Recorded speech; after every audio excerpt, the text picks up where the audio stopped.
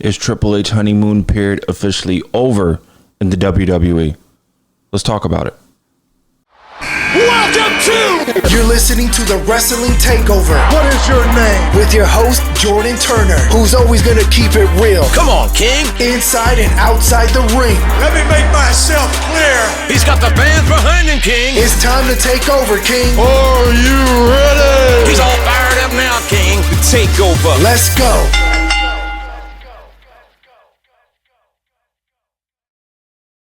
Hello, everybody. What's poppin'? You're listening to the Wrestling Takeover podcast, your number one source for real talk, honest conversations, a creative perspective, hot takes, bold opinions, and an in-depth discussion on all things WWE. I'm your host, Jordan Turner. I appreciate everybody tapping in. Listen, I'm a passionate wrestling fan within the wrestling community, delivering unfiltered analysis 3 times a week, whether it's breaking down weekly shows, reacting to breaking news, or previewing the biggest pay-per-view events that we can talk about in the world of WWE. Always remember, man, best believe we don't shy away from telling it like it is, man. This is the most creative and honest podcast in the wrestling space. So sit back, relax, and enjoy the ride, because this is the Wrestling Takeover podcast. Like I said, talking all things pro wrestling, covering everything WWE related. And listen, today we got an interesting one.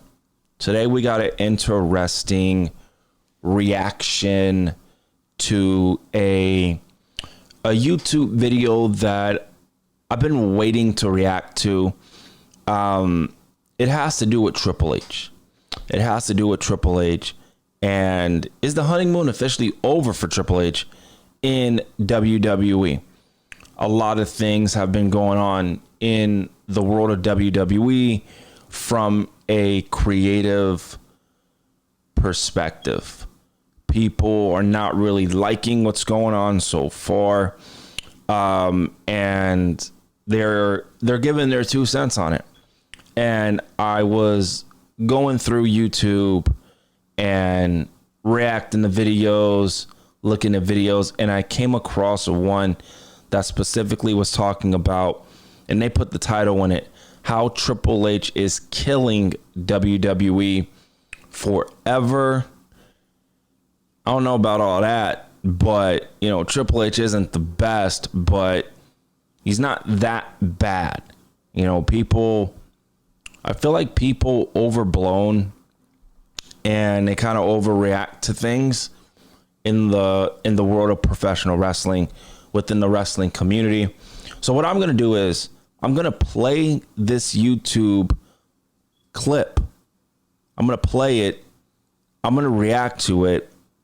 And I'm going to give my 2 cents on where I see things currently in terms of divisions, who's getting pushed, who's not getting pushed, my excitement on what's going on in the WWE. Like I said, this is a big week in not only WWE, but, professional wrestling. Monday Night Raw, SmackDown, NXT, we got AEW. It's going on in the background for me. We have a lot of things going on in pro wrestling this week. A big week. Evolution, NXT, Great American Bash, AEW All In. There's just a lot happening in the world of pro wrestling right now. And before we get right into it, man, listen, if you guys missed my recent videos that I talked about this week, go check it out. Subscribe to the channel, youtube.com/JT Takeover. Remember, word of mouth goes a long way. Spread the word of the Wrestling Takeover podcast.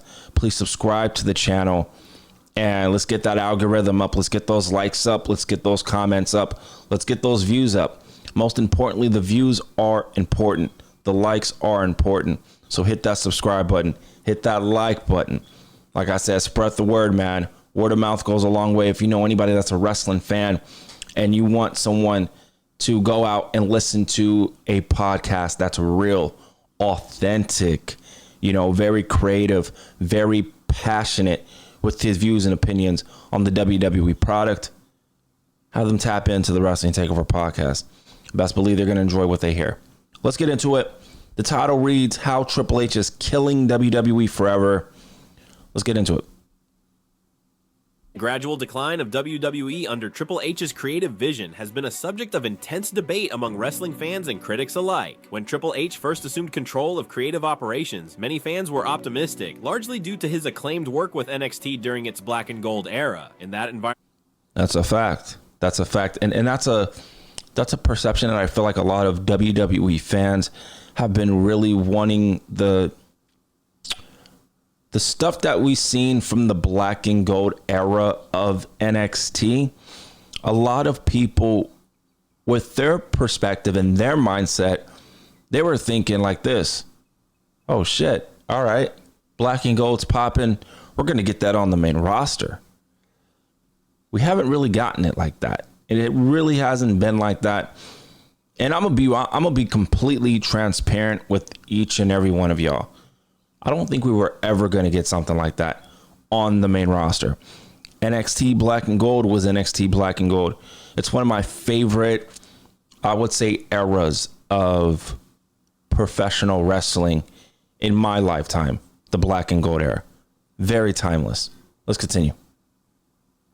he fostered an atmosphere focused on in-ring technical excellence, long-term storytelling, and the promotion of promising young wrestlers. However, translating that formula to WWE's main roster has proven to be far more complicated and in many ways detrimental to the long-term vitality of the company. While Triple H had previously been praised for cultivating fresh stars and producing high-quality matches, those same characteristics have begun to expose critical flaws in his larger approach to creative management, ultimately leading to a slow and steady erosion of WWE's unique appeal in the broader entertainment landscape. One of the most significant criticisms of Triple H's tenure has been his deep reliance on a specific creative philosophy that prioritizes prolonged storylines over immediate engagement, while that is one specific negative that I'm gonna zing Triple H on as well too.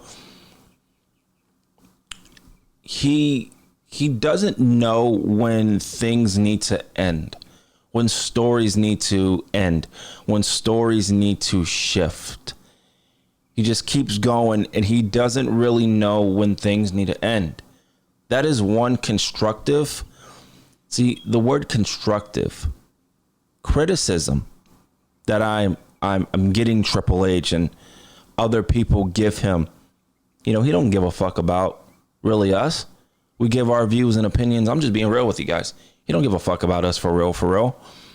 But he knows that, he needs us. He needs the social media. WWE needs social media. We're entitled to give our constructive criticism, but we always get shitted on all the time. It's a weird relationship.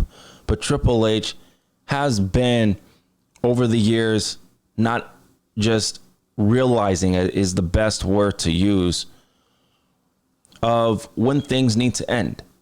He just does things, and it's like, all right, we've had instances where you look at a story and it's like, all right, I think this needs to end. Rhea Ripley and Liv Morgan, for example, that needed to end. He kept it going. There's a few more, but I'm not going to go a little bit in depth with that. I want to play this clip, but Liv Morgan and Rhea is a prime example of a story that is going a little too long and you're trying to find a way to end it. narratives can produce compelling results when executed correctly. Triple H has developed a habit of dragging feuds far past their natural expiration points. Like I said, prolonged focus on certain sagas has led to creative stagnation, where audiences feel trapped in an endless cycle of repetitive promos and rematches with only facts. He doesn't know when things to end, so you get repetitive Monday Night Raws and Friday Night SmackDowns, repetitive promos, right? We get that. I feel like I'm starting to get that with Monday Night Raw, like around this time. I'm starting to feel that way. variations. Fans who once eagerly anticipated developments in these stories now find themselves growing disinterested as momentum dissipates with every passing week. The sluggish pace of storytelling has created an environment where few feuds feel urgent or exciting, making Completely agree.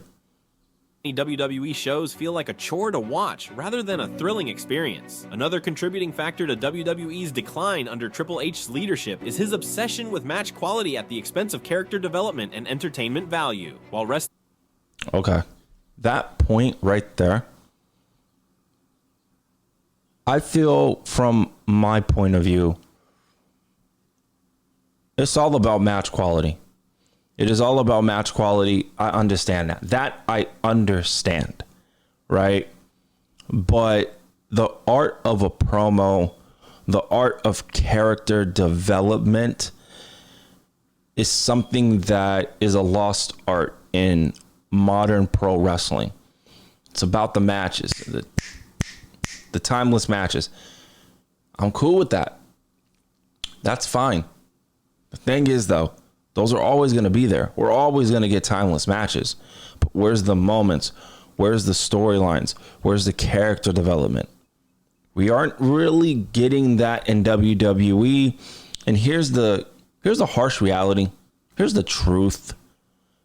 We do get those like moments and storylines and character traits, but we only get it with certain individuals. Some might not want to hear that. Oh, you're picking and choosing. Yes, I believe Triple H picks and chooses when he really wants to give storylines and character traits, character development to each person. He doesn't do it for everybody. And I knew this would happen. People have their favorites. You know, we all have our favorites as fans, but the promoters, the bookers, they definitely have their favorites as well, too. purists might appreciate long, technical matches with intricate sequences and frequent near falls. WWE's mainstream audience historically gravitated towards larger-than-life personalities, spectacle-driven events, and storylines that were easy to follow. Triple H's creative direction leans heavily towards catering to the hardcore wrestling fanbase, often leaving casual viewers alienated and disengaged. Episodes of Raw and SmackDown have become increasingly filled with matches that, while technically proficient, lack emotional stakes or distinctive character dynamics that would... I completely agree with that. I feel like Monday Night Raw, SmackDown, when we get matches, it feels like I feel like matches are just there and there's no purpose behind it. There's no validation to like, you know what? I'm gonna really get invested in this one match. We don't really get those with Monday Night Raw and Friday Night SmackDown. As compel viewers to care about the outcome. Triple H's heavy reliance on nostalgia acts further underscores his creative shortcomings. Despite his reputation for He does care a little bit too much about nostalgia. I will agree with that completely. elevating younger talent during his NXT tenure, his main roster booking has frequently leaned on aging stars and part-time legends to generate short-term excitement. Whether it's... I completely agree with that. I completely agree. That's something that I am going to zing Triple H on. No doubt about it. This man really needs to start creating new stars, man. I'm talking about abundance of stars. You know, WWE, they are struggling in that department. From specifically the men. The women, they're fleshing them out. You feel me? They're fleshing them out. Shawn Michaels is fleshing them out. Triple H is building a lot of the women. Seems like the women is a lot just of a priority, and that's great. That's fantastic. But what about the tag team division? What about the singles division for the men? There's not a lot of real, I would say, stars that are in the men's division. There's not a lot of them.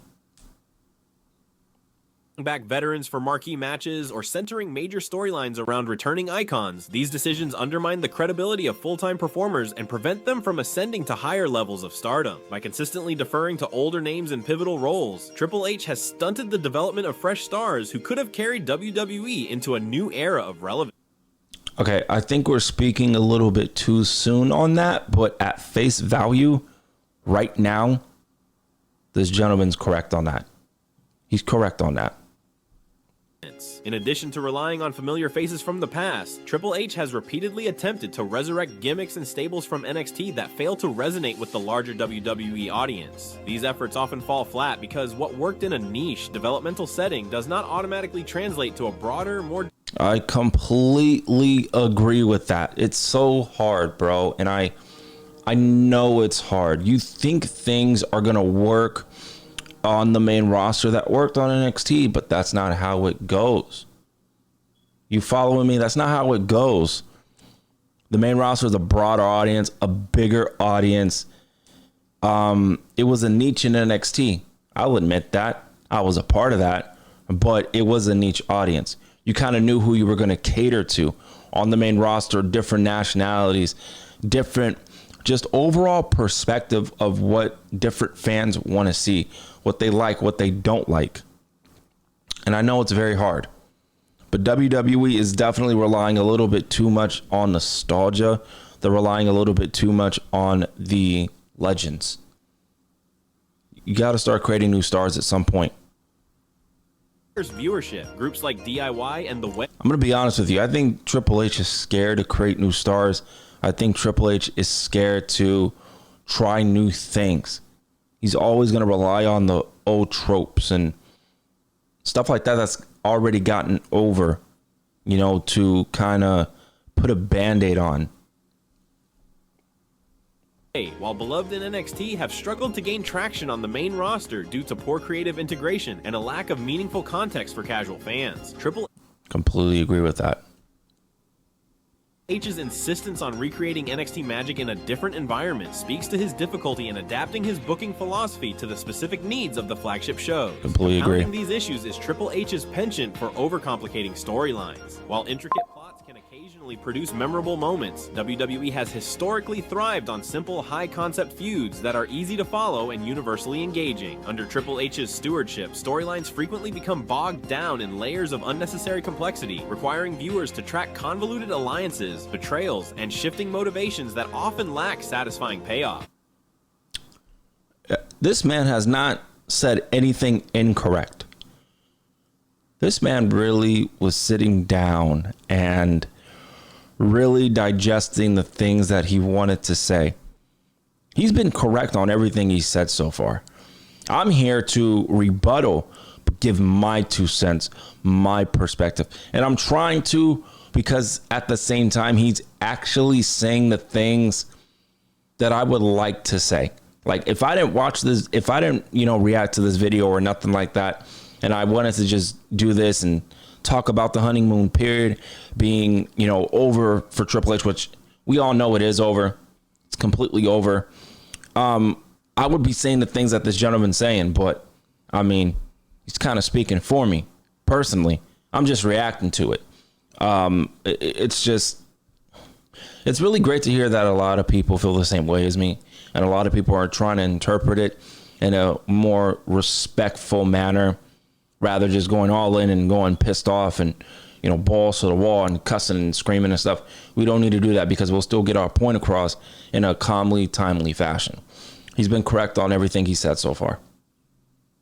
The over-engineering of narratives has rendered many of WWE's stories inaccessible, creating a barrier to entry for casual fans while simultaneously frustrating longtime viewers who crave coherent, impactful storytelling. Triple H's tendency to overexpose talent has also been detrimental to WWE's long-term health. In an effort to showcase as many wrestlers as possible, he often books the same stars in multiple segments or matches on the same episode of Raw or SmackDown. This constant overexposure diminishes the mystique of certain wrestlers and leads to viewer fatigue, as audiences tire of seeing the same faces repeatedly without meaningful character progression. The lack of... I completely agree, man. It's... when you see the same person in 3-4 promos, or in in 4 segments, it's like, all right, my nigga, are you going to use somebody else? Are you going to use somebody else? I thought the main roster had roster depth. Apparently not. Continuity, storytelling, creativity, not using the same people on a constant basis, going in depth with your roster, using other people.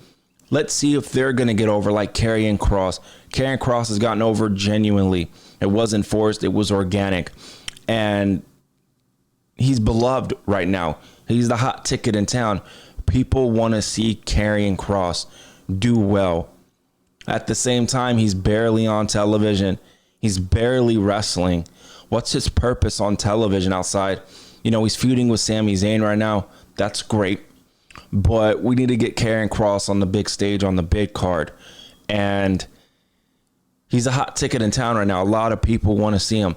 So let's constantly see Karrion Kross on television. Yes, you don't want to put him on 3-4 segments. That's absolutely true. But let's get him on television just a little bit more consistently. You know, Triple H, I feel like, has shined away from people that get over organically. He used to push people that got over organically and then kind of shifted. So I feel like we need to get back to that. Restraint and featuring top talent has led to diminishing returns, where even the most popular performers struggle to maintain consistent audience interest. Moreover, the influx of free agents and Yeah, it's because storylines just continuously change on a weekly basis. You don't know what you're doing. Starting to kind of feel like a Vince McMahon thing, man, where Vince McMahon was doing that. That shit was fucking weekly. You heard? That shit was weekly, bruh. I don't know what I'm doing. I'm starting to feel like that with Triple H. Turning stars under Triple H has contributed to an overcrowded roster that is difficult to manage effectively, while bringing back previously released talent. It's so funny, too, because AEW had the same problem with oversaturation. Best believe WWE is experiencing that as well, too. Look at Rusev. He doesn't really have any direction right now. He's been there for a while, too. He doesn't have direction. Aleister Black looks like he's starting to finally have direction. Rumors that he's going to get a massive push on Friday Night SmackDown. Thank God. And I want to say this. I know creative tries to be very meticulous with the way they do things and who gets pushed, who doesn't get pushed. But you don't want to wait too long. That's the thing with Triple H and this new administration. They wait a little too long to then push people. It's like, bro, they over, push them right away. Let's see where it goes. Take your time with them. Don't rush. Initially generated excitement, the lack of long-term planning for these wrestlers has resulted in many of them being aimlessly shuffled through the card without clear direction. The bloated roster has made it challenging for any single performer to stand out, and many wrestlers find themselves stuck in creative limbo with little hope of breaking through the cluttered landscape. Another alarming trend under Triple H's leadership is the overproduction of matches and segments. WWE shows have become increasingly packed with content, often sacrificing quality for... Yeah, this is a popular one that a lot of people have been talking about with Triple H. Oversaturation. There is too many infomercials, fucking commercials. It's ridiculous. You know, it's so funny. You know, I'll put my own self in the fire. I wanted sponsorships and all that stuff for WWE. Let's make it like a sports-like presentation. Yo, my nigga, I didn't want them to be doing the shit that they doing right now, bro. Like, they going overboard. They are going over fucking board, bro. Stay in the shallow end. Bro, these niggas want to go in the fucking 12 and 13 deep in the pool. Motherfucker, can y'all swim over there, bro? Can y'all swim over there? It's crazy with the ads and the sponsorships and shit. That's all you see on the fucking ring and tables now. Won't be surprised if we see him on championships.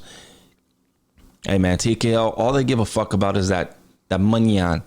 That's all they care about, bro. And I want y'all to understand that. That's all they care about. Triple H constantly fucking telling people, oh, WWE's making the most money about this and that. Triple H, respectfully, the fans don't care. They don't give a fuck about how much money y'all are making. We're not there. We're not in that position. You feel me? It's like, come on, bro. We don't care about that. We want the TV product to do well on a consistent basis. Give us a reason to watch each and every week. Monday Night Raw this week was not bad. Pretty good. Was it boring a little bit? Sure. SmackDown, pretty boring. Not bad, but pretty boring, you know? WWE needs to work on giving the fans a reason to tune in every single week. While the goal may be to provide as much action as possible, WWE's women's division, once celebrated for its groundbreaking progress and compelling rivalries, has also suffered under Triple H's creative regime. Despite having a deep roster of talented female performers, the division has been plagued by uneven booking, shallow storylines, and inconsistent character development. Facts.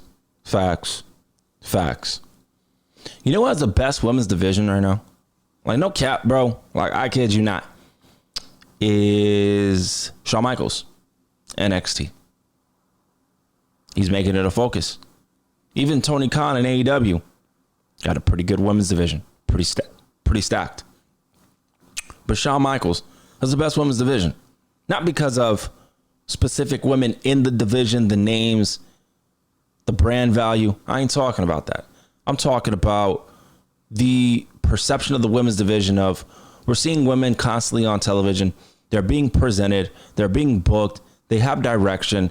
Looks like WWE and NXT care about the women's division. Not saying Triple H doesn't care about the women's division on the main roster, because come on, man, he does care. But it's just so inconsistent. The values, the purpose of the women's division. You know, you see people who, you know, are getting pushed. Triple H using the same people. Storylines don't make sense. Some storylines do make sense. New people, you know, they're doing solid, but then they get rendered right back. The women's division on the main roster is not bad. Like they're pretty solid, but it's like they're missing something. And I hate that, because I get to a point, and I know a lot of people feel this way too. You get to a point where it's like, okay, what are they missing? You can't put your finger on it, but they're missing something. Remains heavily concentrated on a select few stars, leaving many others without meaning. Select few stars. That is Triple H's problem. Fuck the women's division. That is just in general in the WWE, and this is why I'm saying you pick and choose who you want to push and who you don't want to push. I'm sorry if you guys don't want to hear that philosophy, that mindset. Respectfully, you can go listen to somebody else. That's fine. You want the real talk, you come listen to the Wrestling Takeover podcast, man, because I'm gonna give you the real talk, the real reasons. And I love content creators like Wrestleverse giving you real authentic opinions himself. And I agree with what he's saying here. Triple H picking and choosing who he wants to push, who he doesn't want to push, who can get over, who can't get over. And then apparently when you get over organically, it's kind of tough. Because depending on who you are, Triple H might push you or he might not. But then again, it's all about timing as well too. So I don't want to zing Triple H completely, but it is all about timing and preparation on certain things as well too. Opportunities to showcase their abilities. As a result, the women's division has become stagnant, with repetitive rivalries and underwhelming matches that fail to live up. Oh, repetitive my ass, bruh. Facts. That's big facts, bro. That's big smoke, bro. That's big smoke. Rhea Ripley. EO. Repetitive. We seen it. What we doing? People are even saying it about Naomi and Jay Cargo. That one, y'all got to pump your brakes on, bro. Y'all got to pump your brakes on that one, no cap, bro. That one just started, so y'all got to relax on that. But EO and Rhea, you know, disrespecting EO's reign, man, I don't give a fuck. Listen, I don't care respectfully, man, if Triple H doesn't see it that way or anybody in WWE doesn't see it that way. Someone's always listening, all right? I know that for a fact. Someone's always listening. Listen, these are just my opinions.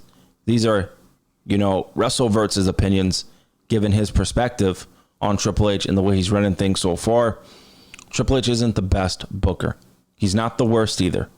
He's still doing great. There are things he needs to improve on. The tag team division, the women's division, creating new stars. Stop pushing the same people. We want to see new people, continuity in storylines, character development, story progression. There's still a lot of bullshit that man needs to work on. He's trying, you know, but I feel like wrestling fans are just, they're so impatient. They're so impatient, man. To the potential demonstrated during previous eras. Another significant issue is the apparent lack of risk-taking under Triple H's creative leadership. That's one of the most important things I've been seeing. It's repetitive. And this is why I'm saying, you know, there are actual people. I'm kind of guilty of this too. There are people out there that only, you know, keep up with Monday Night Raw and SmackDown through social media. Why am I going to watch Raw? Why am I going to watch SmackDown? Kind of already know what's going to happen. It's the same shit. But also, too, there's no risks. being taken. A heel turn, a title change, a story switch. There's no risks. And that's fine. Like, it's not bad, but it's like, bro, you're not going to take any risks. You want to be micromanaging every single aspect. It's like, come on, man. You got to take a risk at some point. McMahon was known for making bold, sometimes controversial decisions that often sparked heated debate and passionate reactions. Yeah. Triple H's tenure has been marked by an aversion to experimentation. Major storyline developments, surprise character turns, and shocking debuts have become increasingly rare, resulting in a product that feels safe and sanitized. Completely the agree. absence of unexpected moments has drained much of the excitement from WWE programming, leaving fans with little reason to tune in week after week. Triple H's handling of top-tier talent has also raised concerns among both fans and insiders. His preference for certain wrestlers, often those he worked closely with in NXT, has led to a noticeable pattern of biased booking that I mean, nobody should be surprised here, man. Like, let's be real, okay? If I was in charge, if you were in charge, you would have biased certain people too. So let's not put that on Triple H. He has biases to certain people. Sure. You would have bias for people too. I would too. I'm guilty of that. I would too. It's not a bad thing. It can get overblown at some point. It could be obvious, but it's up to you if you want to make it obvious or not. Triple H sadly has been making it obvious. But that type of perception with Triple H, I think it's pretty laughable to me, because all of us would do that. So let's stop with that mentality, man. We all would do that. And if you say you weren't, you're fucking lying. You're lying. the competitive integrity of the roster. Performers who fail to align with Triple H's vision often find themselves relegated to the background, regardless of their popularity or in-ring skills. This selective favoritism has fostered an atmosphere of resentment and division, where deserving wrestlers are passed over in favor of hand-picked favorites, further contributing to WWE's creative decline. Another factor accelerating let's be real. Gunther, Seth Rollins, those two, Rhea Ripley. Come on, man. Those three specifically, favoritism. Seth Rollins, Gunther, and Rhea Ripley. No shame in that. No problem with that. They deserve the pushes that they're getting. For sure. They do. But we got to put it into its proper context and perspective. It's favoritism. He's picking them over others. It is what it is. So, like I said, y'all would do the same thing. WWE's downward trajectory is the disconnect between creative decisions and audience reactions. Despite his reputation for listening to fans during his NXT tenure, Triple H has demonstrated a troubling tendency to ignore crowd responses when booking main roster storylines. Fan favorites are frequently overlooked or booked poorly, even when they consistently draw loud reactions from live audiences. Conversely, wrestlers who receive lukewarm or negative responses continue to be pushed in prominent roles, creating a growing sense of disillusionment among the fan base. The gap between what fans want and what WWE delivers has widened considerably under Triple H's leadership, eroding trust in the company's creative direction. Okay, and I want to point this out too before I continue the video. Number one, hopefully you guys are enjoying this reaction. I'm going to start doing more of these. I love hearing other people's perspectives. I love seeing if it kind of can relate to me and my core values and opinions on certain things in WWE. This one's a prime example. Bro, I agreed with majority of everything that this man has been saying so far. That's number one. Number two, I know it's hard being in Triple H's position. I know it's hard. It can take you out of it, and mentally, spiritually, physically. I understand that. Fans are very fickle, but they're very loyal. They're very passionate. They can like you one and then not like you another. But we're loyal. We're always going to be there for you. And I do feel like WWE and pro wrestling in general, they do take advantage of that.